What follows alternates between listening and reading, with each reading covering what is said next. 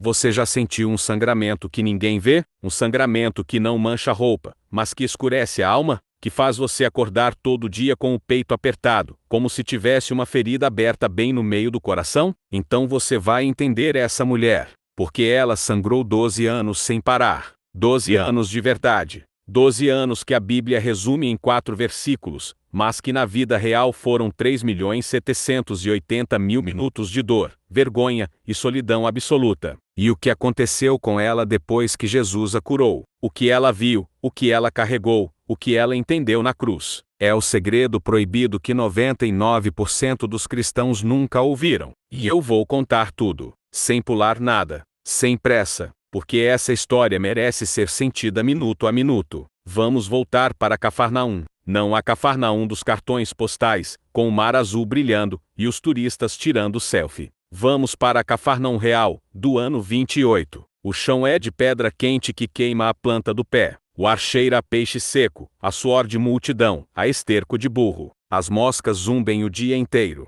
As casas são baixas, de barro, com telhado de palha. E nessa cidade vive uma mulher que não pode viver. Ela existe, mas não vive, porque a lei a declarou imunda. E imundo, naqueles dias, era pior que morto. Imagine o corpo dela. Imagine acordar todo dia e a primeira sensação ser um calor úmido entre as pernas. Abrir os olhos e já saber, sangrou de novo. Levantar devagar porque qualquer movimento rápido faz a dor latejar. Ir até o canto do quarto, pegar o pano velho que já está endurecido de sangue seco, trocar por outro, esconder o sujo num buraco no chão para ninguém encontrar. Tomar banho com meio jarro de água porque não pode ir ao poço público, as outras mulheres gritariam. Secar o corpo com um pano que também não pode tocar ninguém. Vestir a roupa mais escura que tem para disfarçar qualquer acidente. E sair de casa só quando o sol já está alto e a rua está vazia, porque se alguém a vir de longe já começa a cochichar. É ela, a do fluxo, não chega perto. 12 anos assim, 12 anos sem abraçar a mãe. 12 anos sem segurar a mão de uma criança. 12 anos sem sentar à mesa com a família na sexta-feira à noite. 12 anos sem entrar na sinagoga no sábado.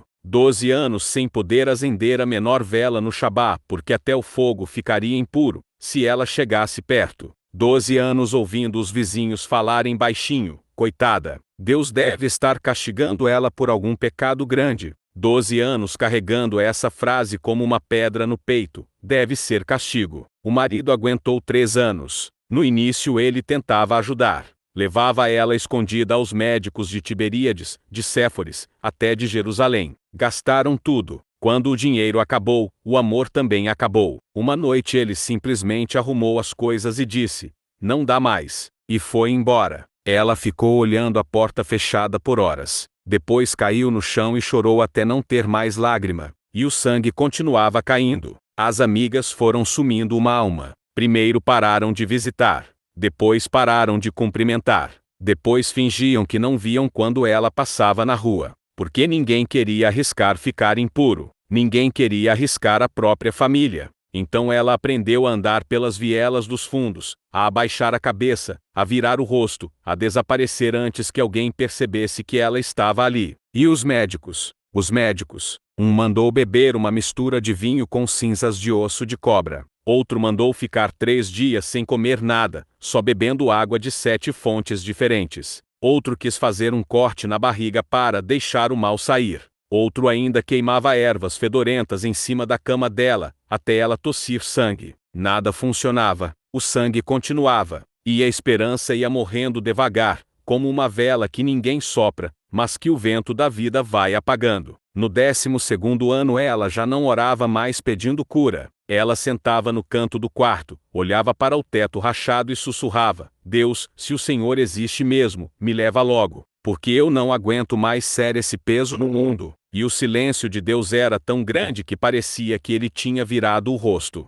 Até que um dia como uma olaria inteira começou a falar numa voz só: "Jesus de Nazaré está passando por Cafarnaum hoje." As crianças corriam gritando, os velhos saíam na porta, as mulheres abandonavam os jarros no poço. Todo mundo queria ver o profeta que curava cegos, que expulsava demônios, que multiplicava pão. E ela ouviu isso escondida atrás da parede da casa, com o coração batendo tão forte que parecia que ia explodir o peito. Naquele momento aconteceu uma coisa estranha. Uma voz dentro dela, uma voz que ela não ouvia há anos, gritou: "Se eu tão somente tocar na orla do seu manto, serei curada." Mas logo outra voz, muito mais alta, veio em cima: "Você está louca? Se te pegarem no meio da multidão, vão te apedrejar. Você é imunda, você contamina, você não pode tocar em ninguém, você não merece." E ela ficou ali, parada, tremendo, o corpo dividido entre o grito da fé e o grito do medo. Eu quero que você sinta esse conflito agora, porque todos nós já estivemos aí. Entre o eu creio e o eu não mereço. Entre o eu vou e o se me descobrirem me matam. Entre o desejo de ser curado e o pavor de ser visto. Ela ficou ali minutos que pareceram horas. E então, ela tomou a decisão mais corajosa da vida dela. Pegou o véu mais velho, mais rasgado, cobriu o rosto,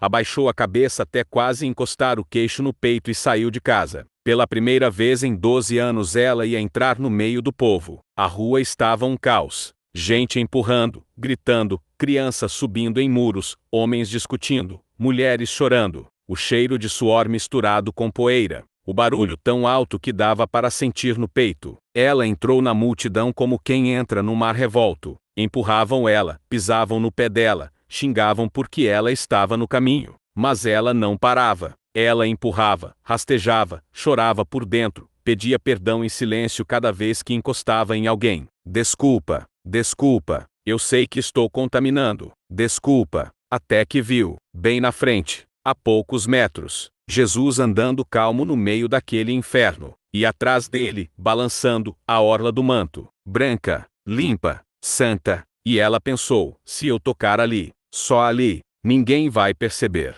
Ela se jogou no chão, rastejou entre pernas sujas, esticou a mão trêmula, os dedos sujos de sangue seco, e tocou, só a pontinha da borla. Só um segundo, e no mesmo instante, o sangue parou. Ela sentiu. Você já sentiu um milagre no corpo? Ela sentiu. Um calor subiu do ventre até o peito, como se alguém tivesse acendido uma fogueira dentro dela. O peso sumiu, as pernas pararam de tremer, o coração bateu diferente. 12 anos de hemorragia pararam num estalo, e ela ficou ali, de joelhos no chão, chorando baixinho, sem acreditar. E então, Jesus parou, a multidão inteira parou junto, e ele virou o rosto e perguntou: quem me tocou? Os discípulos riram. Mestre, está todo mundo te apertando, te empurrando, como assim quem te tocou? Mas Jesus insistiu: não, alguém me tocou com fé, saiu poder de mim. Naquele momento o mundo dela desabou de novo, porque ela sabia: agora vão descobrir,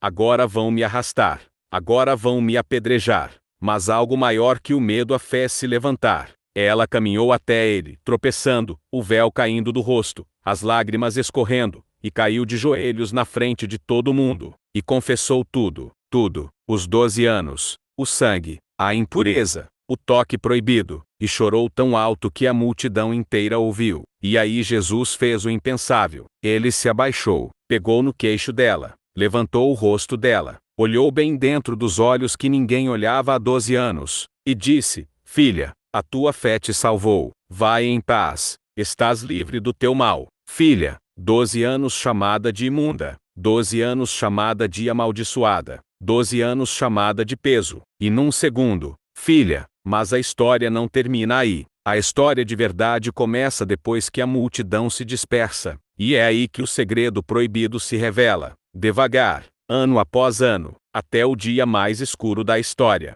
Porque ela não voltou para casa e viveu feliz para sempre. Ela não casou, não teve filhos, não abriu uma loja de tecidos. Ela seguiu Jesus, de longe, sempre coberta, sempre calada, sempre com medo de chegar muito perto, porque ela carregava uma culpa que ninguém entendia. Ela sabia que tinha tornado Jesus impuro naquele dia. Mesmo que ele tivesse dito: vai em paz, ela não conseguia ter paz. Ela viajava atrás da caravana, dormia ao relento, comia as sobras que os discípulos jogavam fora, só para ouvir a voz dele de longe, só para ver ele curar outros, só para lembrar que um dia ele a chamou de filha. E ela viu tudo. Viu ele multiplicar pães. Viu ele acalmar tempestade. Viu ele ressuscitar a filha de Jairo. Viu ele perdoar a mulher adúltera. E cada vez que via, ela chorava escondida, porque lembrava do toque, lembrava da voz, lembrava da palavra filha. E então veio o dia mais escuro. Jerusalém, sexta-feira.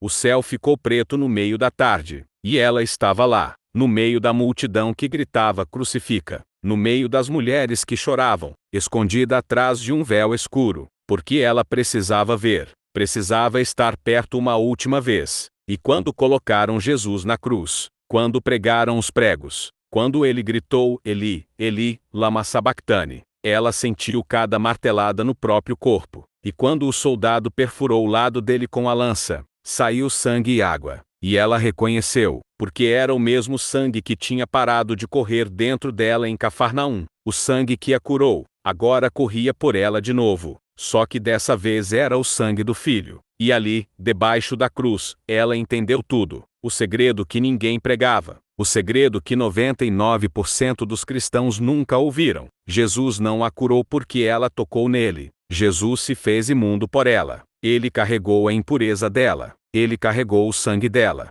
Ele carregou a vergonha dela. E carregou até o fim, até a cruz, até o último suspiro, para que ela pudesse ser chamada de filha para sempre. Se você está sangrando por dentro hoje, se há 12 anos, 10 anos, 5 anos, 1 ano, algo não para de doer. Se você acha que não merece nem chegar perto dele porque já sujou tudo, já contaminou tudo, já estragou tudo, escute de novo a voz dele agora, bem aqui no seu ouvido. Filha, ele já se fez imundo por você. Ele já levou isso na cruz. Você só precisa tocar. E se esse vídeo de 4 horas chegou até você hoje, não foi por acaso. Comenta aqui embaixo só uma palavra. Eu toquei. Eu vou entender. E se você conhece alguém que está sangrando em silêncio, manda esse vídeo agora. Porque tem gente que precisa saber que ainda pode ser chamada de filha. Ainda pode ser curada. Ainda pode ser amada. Ainda pode ser perdoada. Ainda pode ser filha. Fica com Deus, mas fica perto dele. Porque ele nunca virou o rosto. Ele só estava esperando você tocar.